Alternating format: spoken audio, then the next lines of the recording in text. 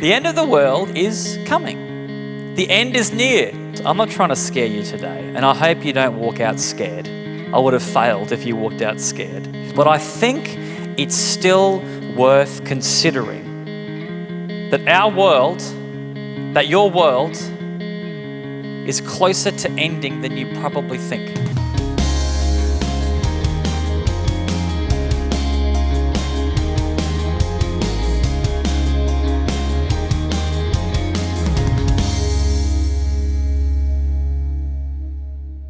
It's good to be with you guys, and I do apologise for the sermon series today, except I don't, because I think it's very important. Today, we're starting a new series, as Michael said, called The End of the World.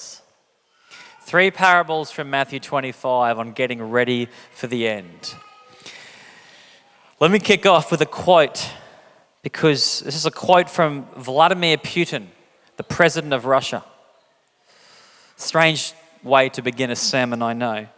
As you guys would know, in February this year, he said he's going to invade Ukraine, and then he actually did.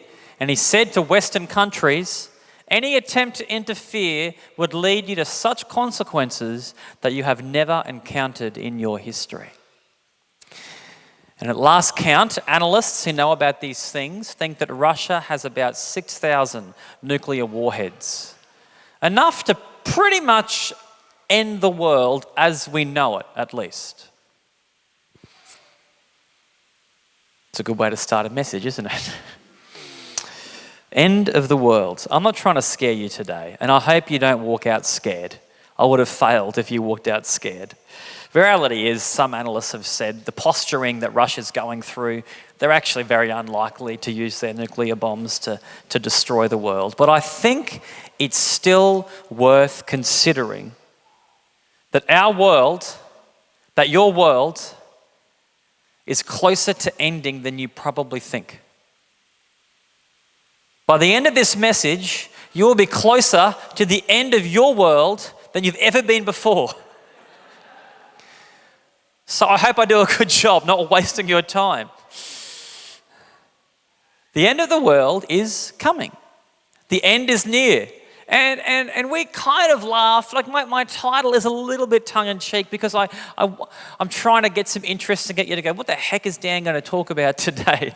But I do want us to consider for a moment just how serious and just how fleeting life really is. There's a guy named Tim Keller. I quote him like every second sermon. He's a pastor and an author in New York. And he said this: before my cancer diagnosis, he was been recently diagnosed with terminal cancer, I realised I'd been living with a veil of illusion that I would live forever. It sounds crazy, but we all do it. We have a deep, often subconscious denial of our mortality. And when I was confronted with my own death, I realised I needed a greater grip on God. Some of you have had moments in your life like Tim has had, where you suddenly realise that life is actually a lot shorter and a lot more fragile than you think. Some of you I know at Lifepoint, some are going through this kind of battle right now, suddenly realising that life is not going to go on forever. And we don't live like this in Australia normally, because Australia is the land of the she'll be right, mate. And Australia is the land of everything's going to be okay. And Australia is the land of just relax and just chill out. And we do everything we can to distract ourselves from actually thinking about death. And when we go to a funeral, it's really weird when I go to funerals, because I actually have to conduct funerals sometimes. It's like this one time in history when people are actually going, this is actually going to happen. And you just see in everyone's face this, like, what am I going to do with this? How am I going to cope with this? So I wanted to confront you today with the truth of your own mortality. I think Jesus is actually really good at this. There's this moment in the Gospel of Matthew where Jesus and his gang, they're coming out of a temple. And I've got a picture of what the temple kind of looks like if you want to have a look at that. That's an artist's rendition of what we often talk about. If you've ever been to church before, maybe this is your first time in church, I'm not sure. But if you've ever been to church, we talk about the Bible a lot. And in the Bible setting, you kind of need to get your head around when the Bible was written. And there's this giant thing called the temple. And often we just think, it'd be like a big church. It wasn't like a big church. Look how big it was compared to everything else.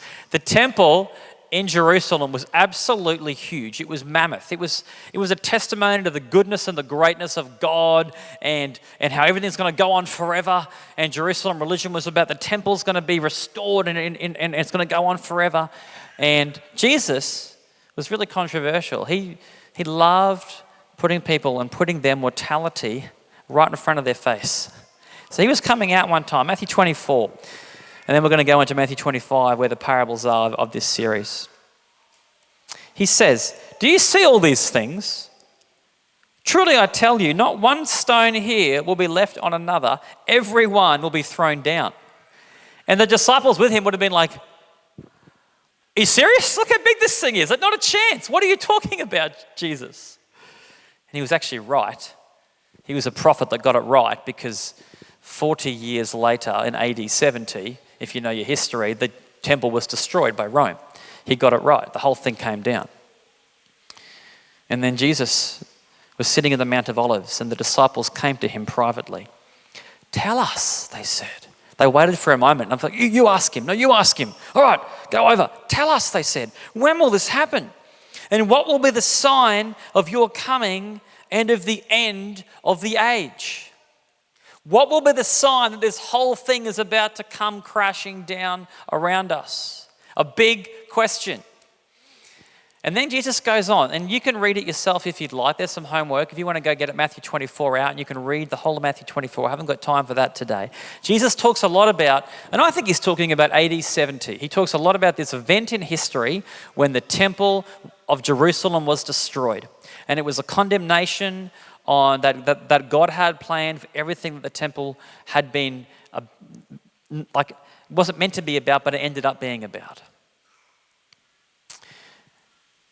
And there's also, if you read it carefully, you'll see also there's not just talk about what happens in AD 70. There seems to be allusions to the very end of everything, which is what we're talking about today. The very end of the entire world. Something that we don't often think about enough. And here's how Jesus summarizes the whole thing. In verse 44, he goes on this huge thing of what's going to happen at the end, and he summarizes it like this: "Be ready, because the Son of Man," which is his name for himself, "the Son of Man will come at an hour when you do not expect him." The end of the world's going to come, and not one person is going to expect it. Or the end of your life's going to come, and you're not going to expect it. There's a verse right before this that says it'll come like a thief in the night. And I know a little bit about thieves coming in the night at the moment, because just a few weeks ago a thief came in the night to my house and stole my electric scooter. Shocking, I know. And I live in Rothwell. I never thought it would happen in Rothwell, but it did. Some of you guys are like, it was going to happen in Rothwell, Dan. I got up in the morning, and my son Zeke's crying, and he's got my helmet. It's the only thing left. He's like, "Ah!" I'm like, "Why you got my helmet?" He's like, "The scooter's gone." And someone nicely had taken the helmet off my scooter and dropped it on the road. I thought that was quite nice. And then rode off with my scooter in the middle of the night. So, I did what every guy has to do after a moment like that. I'm going to fix this. So I logged a police report, and then I've got a camera out there now ready to get them when they come back. But what's the point of a camera after the scooter's already gone? What am I going to get? He's going to come, oh yeah, there he is looking for something, and he didn't get anything this time. A camera's not going to bring my scooter back. I wasn't prepared the first time, and there's no use being prepared the second time, because the scooter's gone. So I want to talk today about being prepared the first time for the end of your world or the end of the world. Jesus says this: "Who then," this is his kind of warning.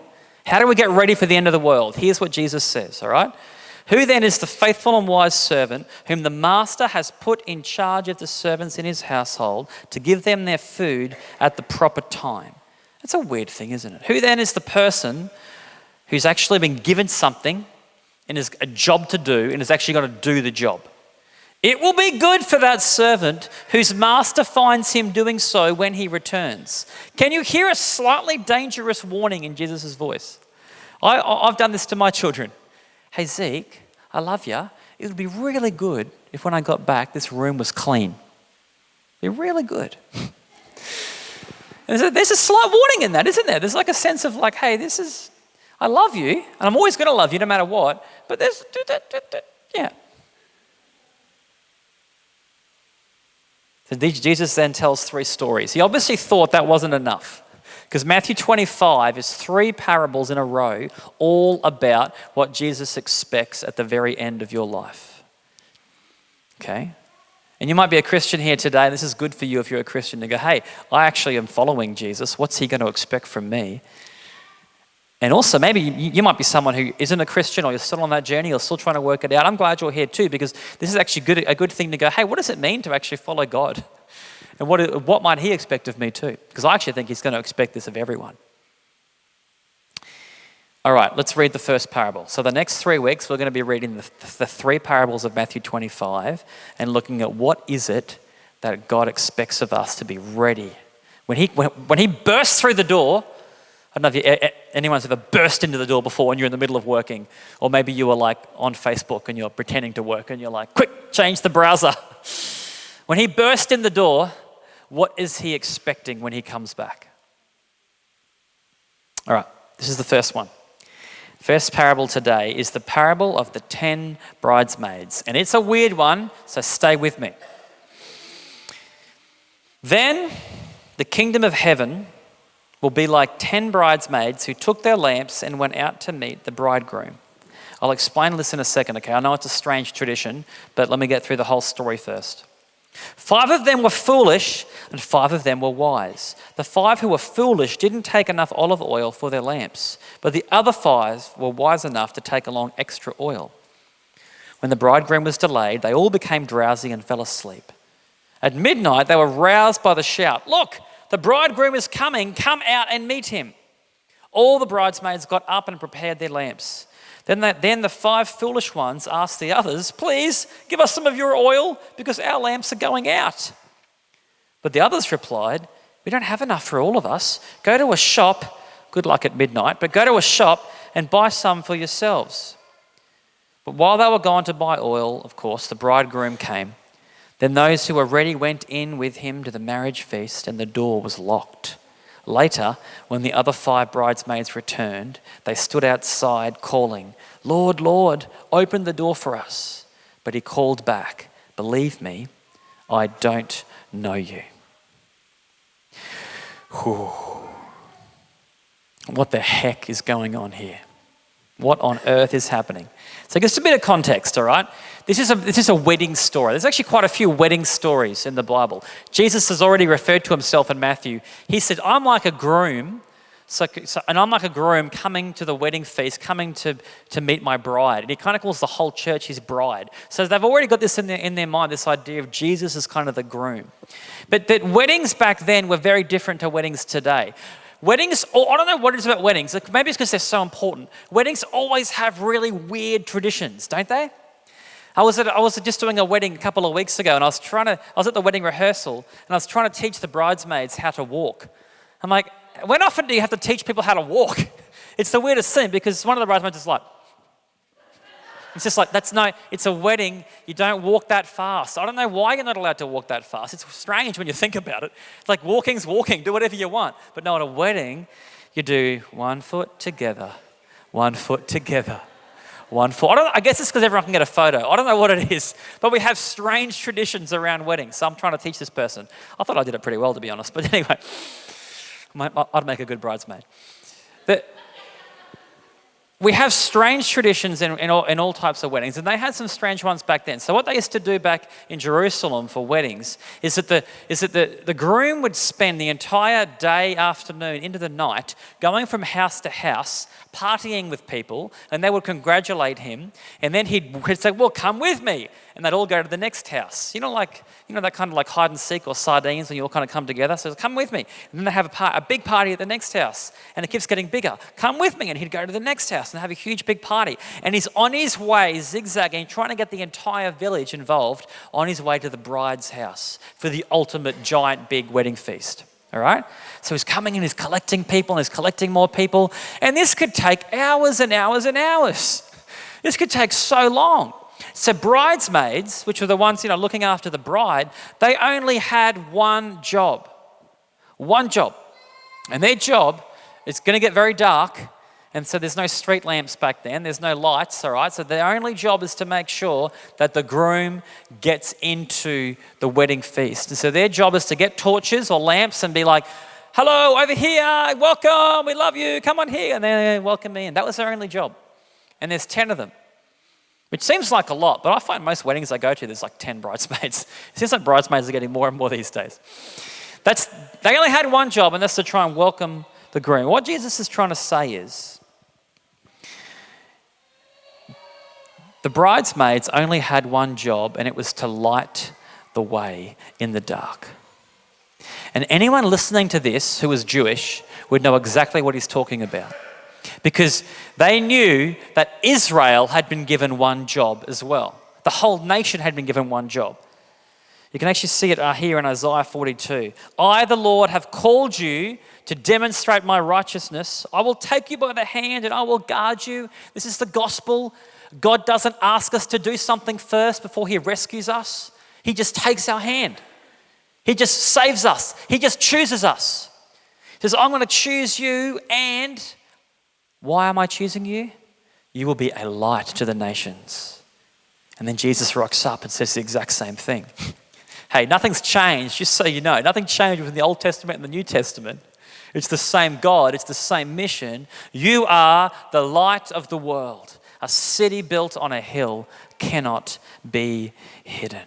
You have one job, Israel, God's people, and that's to shine a light. And Jesus is saying, you didn't do it. You had one job and you didn't do it. A few chapters earlier, he's coming to Jerusalem, and you might know this story. He goes into the temple, and what he sees in the temple disgusts him. So he sees a marketplace. Can you imagine doing a market after church? Disgusting. He sees a market in the Gentile court. All right, the Gentile court was the place. That was the joke, by the way. I think it's a great fundraiser we're doing. I saw a few people worried. There's a Gentile court, which is the court meant for the nations. Here's the court for the outsiders to worship God. And set up in that court is all of these markets. They're like, you know what? We don't care about outsiders. We don't care about being a light. We just care about ourselves. And what does Jesus do? Bam! He just starts whacking them over and throwing them. And sorry, freaking people out. The microphone's too loud, this one. He gets angry. And he says, my house was meant to be a house of prayer for the nations, and you've turned it into a place of just robbing people instead. You had one job and you didn't do it. You stuffed it up. Have you ever been given one job and stuffed it up? Sadly, this is my story a lot of times in my life. My wife's already laughing because she knows. She goes out and she's like, all right, Dan, I'm going out for 3 hours. You only got one job. All you need to do is take the washing out of the washing machine and put it in the dryer. That's all I need you to do. You've got 3 hours to do it. And I'm like, babe, I'm on it. It'll be sorted. Well, she says, there's food in the oven for the kids. All you need to do is take it out in 20 minutes. Look at me in the eyes. Have you heard me? 20 minutes. Look at me. I'm like, yes, I've heard you. 20 minutes. And then she gets home. What does she see? Stinky, wet clothes, burnt to a crisp charcoal in the oven. You had one job. You stuffed it up. I actually Googled people that had one job and stuffed it up. Here's some people that had one job and they stuffed it up. Oh, you can't quite see the chair, but there's like a draining water straight into it. Next one. Give cyclists space, literally in the cycling lane. Good job.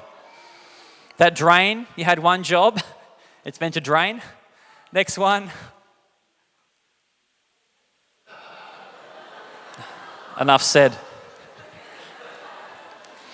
You had one job. How did you stuff that up? So the whole parable is about these, and it's almost a comedy. Like, we always read the Bible so seriously. And I think there's almost something comic about this. Because they would have understood the cultural context. Like, oh my gosh, can you imagine bridesmaids not shining a light? Like, that's their only job. That's why we have bridesmaids, to shine the light in the darkness. And he's like, can you imagine if 5 of them didn't do their job? They only had one thing they had to do, and they couldn't even do that. Can you imagine? You had one job. So if you're a follower of Jesus today, let me say something to you. You have one job. This is good for you to know if you're not a follower too, because you can actually look at this and go, okay, that's what I'm being called to do. If I decide to follow Jesus, this is the one job that he's going to give me. Be a light in this world for Jesus. You're wondering what to do tomorrow? That. You're wondering what to do this afternoon? That. You're wondering what to do with your life? That. That's the one job that Jesus has given his people to do. And the incredible thing is that he came to Israel and he said, you know what, Israel? Let me be Israel for you. And he went and did it. And he shone a light in the world. And he came and he died for those that didn't shine a light, to rescue us. And then he doesn't say anymore, it's all on you. Okay, in case you hear me saying, you have one job and it's all on you. No, he's saying, actually, I've done most of the work. I've done most of it, and I will help you, and I will be with you, and I will prepare the way for you. All you need to do is get the blimmin' stuff out of the oven and serve it up. I've already cooked it. I've already sorted the whole thing out. I've done the hard yards. You just have to get the light out that I've given you and shine it to other people. This is your purpose. Quite literally, the only reason you are on this earth. Otherwise, Jesus would save people and they'd go into the baptism water and they would never come out. He's like, yep, zip. Don't need them here anymore. But no, they come out as a redeemed person with one job for the rest of their days on this earth until the end of the world, or the end of their world, to be a light. So Jesus says, there are 2 things you can do with this information. So I've given you the info, all right? You've got the job description. No one can say here, from now on, I'm sorry, but I've done this to you. From now on, you can't say that you're ignorant. You've already been given the job, all right? Many of you already know this. There's 2 things you can do with this. And he uses this ancient Hebrew way of thinking where they've got the foolish path and the wise path. This is a very ancient Hebrew way of doing things. If you read Proverbs, it's a book in the Old Testament, you'll see constantly there's the foolish way of doing things and the wise way of doing things. And Jesus uses the same thing. He says there's a foolish guy that built his house on the sand, and a wise person that built his house on the rock. He says there's 5 foolish bridesmaids and 5 wise bridesmaids. There's 2 paths you can take in life. The first path is the foolish path, and I'm going to call it this morning the distracted life. Okay? The distracted life. This is the unprepared bridesmaids. They got their role. They knew what the job was, otherwise they wouldn't have rocked up with lamps. They knew what they had to do, all right? They were kind of ready for it. They were there on time, but they just didn't think it through. They just didn't take it seriously enough. They just, I'll sort it out when I get there. Or maybe they had a lot on that day. Or maybe they have a really, really hard life at the moment. Maybe some of them have really legitimate excuses. They're like, yeah, but I didn't have time. I was trying to help other people. I was trying to do this. Or this awful thing keeps happening to me. I tried to get the light stuff ready for the groom, but I never got round to it. And it seems pretty innocent. Don't you think it seems like an innocent mistake? They bought the lamp. They just didn't bring the batteries. Well, they had batteries already. They just didn't bring extra batteries. That's a fairly innocent mistake, but if you read the parable, it has disastrous results, doesn't it? Living a distracted life is disastrous. It's disastrous for everyone around you, and it's disastrous for you, and it starts innocently enough. Think, oh, look, I'll just get round to that later. I'll fix that later. I'll get round to the whole God thing later. And I look at our culture in Australia and I think, this is pretty much the life many people are living. A distracted life. Just distract myself with something and try and get through. Then there's the wise bridesmaids. Then there's the intentional life. And these bridesmaids knew they had one job, just like the other ones.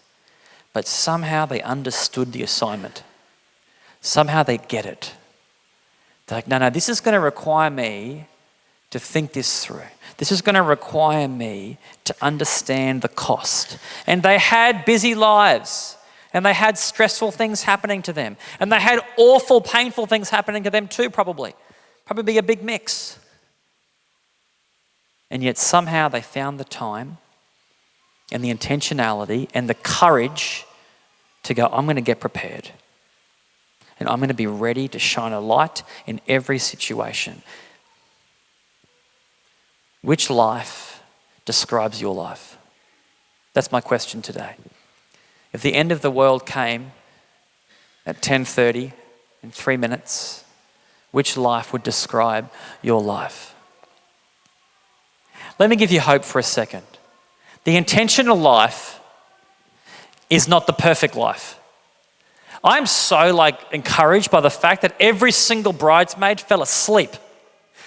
Who's ever fallen asleep on the job before? Everyone's done it. I literally, when we had kids and I had Zeke for the first time and I was staying up late every now and then, nothing like what my wife did, but I still had to go into work and I literally fell asleep in the middle of a meeting. We had this big meeting. I was meant to be the boss and I was just in the middle of the meeting, stuffed it up. The intentional life doesn't mean you don't stuff up, doesn't mean you don't make mistakes, you get things wrong, you start out good and then it gets worse. And that's right, I was meant to be doing this. It's not a perfect life because all the bridesmaids fell asleep on the job. All of them stuffed it up. They're meant to be awake and they couldn't do it. And that's okay. I love that Jesus says all 10 fell asleep. That's fine. But not all 10 were prepared, were ready, as Jesus says. Not all 10 were intentional about their lives. Jesus is not looking for perfection, he's looking for intention. Does that make sense? He's not looking for perfection. He knows you can't do it. That's why he had to come, believe me. He's looking for an intention to say, you know what, I do want to get my life in order. I do want to be a light for Jesus. So here's what I want you to do, and we're going to finish here today. I'm giving you something practical I want each person here to do. Maybe you're someone that's already done this. Here's the wise thing to do. I want you to reflect on and write down your one job in this current season of your life. All right? How are you living the wise path? How are you shining a light? What has God called you individually to do in this current season? What is your one thing? One job. Now, it could actually be 2 jobs or 3 jobs. I'm not sure. But 3 max. How has God called you to shine a light? And what I want you to do is then slowly and intentionally shape your entire life around this job. Can I show you mine so you can see what it looks like? Here's my 2 jobs. I've only got 2 things that I have to do, all right? It's pretty simple. Here's my 2 things. Number 1, love my family and raise children who live for Jesus. And 2, serve and lead our church to see thousands of lives transformed by the gospel. And when Jesus returns, or if I died in a scooter accident on the way home, more likely than you think, I hope he'd find me doing these things. And I can tell you, I don't get this perfect. I rarely get this right, even in a week. But this is the life that we've been called to. This is the life I've been called to. Just to try my best tomorrow to shape my decisions and shape how I spend my money and shape how I treat people, shape my conversations. What I do with my life, shape it around these 2 things. So all I want you to think about right now, I just want to take a moment with the music playing. I just want you to think about what in this season of your life are you being called? Where are you being called to shine the light? Because the end of the world is closer than you think. What is your part? And this doesn't matter if you're 15 or if you're 105. It doesn't matter if you've been walking with Jesus for about 15 minutes or not at all yet, or you've been walking with him for 60 years. You've been called into this season of your life for a purpose. And it would be good, as Jesus says, it would be good if he came back and found you doing the one job he's asked you to do. So have a moment right now to think about that, and then I'm going to pray. Hey guys, I hope you enjoyed that. If you did and you want more Lifepoint content, subscribe to our channel right now. Or if you're in the area around Moreton Bay or Rothwell, head to our service. Sunday, we'd love to see you there. lifepoint.org.au for all the details. We'll see you soon.